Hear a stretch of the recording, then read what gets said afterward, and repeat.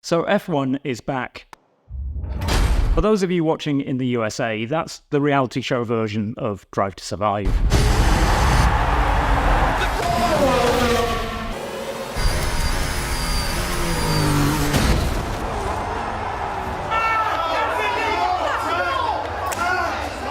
"2025 promises to be an epic season, with several of the drivers getting new company cars. And there are a few fresh faces on the grid too.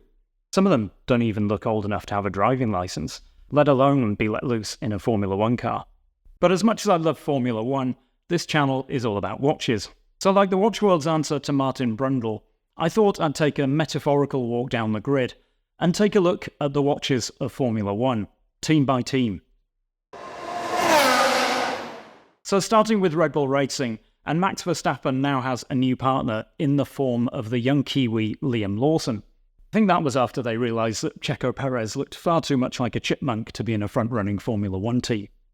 Not only is Tag Heuer the watch sponsor of Red Bull Racing, but since Rolex decided that F1 no longer aligned with its brand values, I mean the only thing green about the sport was the Rolex signs at the side of the track, they've opened the door and allowed LVMH Group, Tag Heuer's parent company, to become Formula 1's main title sponsor. So what watches will the Red Bull Racing drivers be wearing? Well, we have a new Formula 1 chronograph, and it's the first time that we've had an automatic movement in a watch in the Formula 1 collection. But in their infinite wisdom, they've used a movement that's so large that the watch is about the same size as the clocks on the overhead gantries above the start-finish line. And to deliver a return on the reported $1 billion investment that LVMH Group has committed to make to Formula 1 over the next 10 years, this new Formula 1 chronograph is about 4 times the price of any previous watch in the Formula 1 collection. And to add insult to injury, they've even put the word speed on the tachymeter bezel, which every time I read it, I can only really ever hear in Jeremy Clarkson's voice.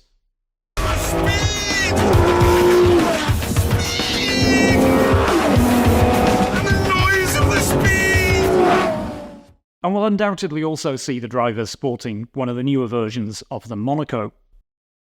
Now, I'm a big fan of the Monaco. I mean, case in point.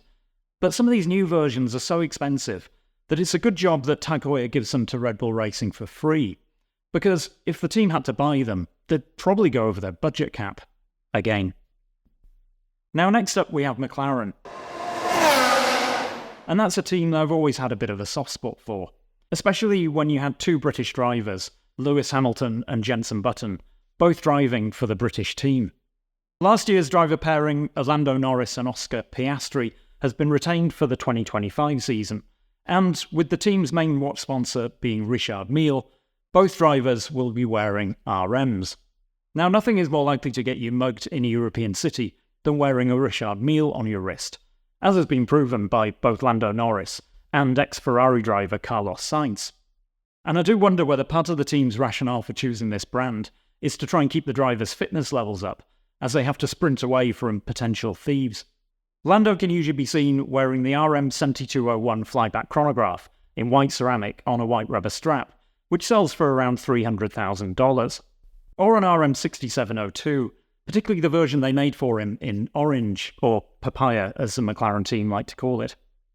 Though this year we could see him wearing the RM6501, which is the watch that Richard Mille has made to celebrate its partnership with McLaren's road car business. As mentioned earlier, Richard Mille is also the watch sponsor to the Scuderia Ferrari. And with Lewis Hamilton moving to Ferrari from Mercedes, ending his 10-year-long partnership as a brand ambassador to IWC, well, you could say he's trading up. On his second day in the new job, and probably even before Ferrari had given him his new email address, Lewis was spotted rocking the RM6702 Italy edition. Meanwhile, Charles Leclerc can usually be seen wearing a special edition version of the RM6702 in red and white, the colours of his home country, the Principality of Monaco. So that brings us neatly on to Mercedes. And Lewis's old seat has been filled by the 12-year-old Kimi Antonelli. Oh, wait, no, I must have read that wrong. He's not actually 12, he's driving the number 12 car. Kimi and his new teammate George Russell, who's practically old enough to be his dad, will both be wearing IWC.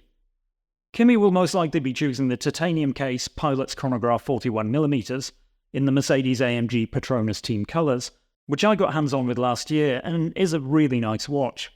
While George will most likely be wearing the black version, known as the Performance Chronograph, which has a ceratanium case. That's a special titanium alloy that they stick in the oven and it turns black, which sounds a bit like most of my cooking.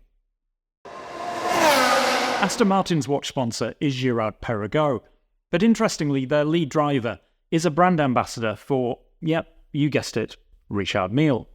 So will Fernando be turning up to the track wearing a GP or an RM this year?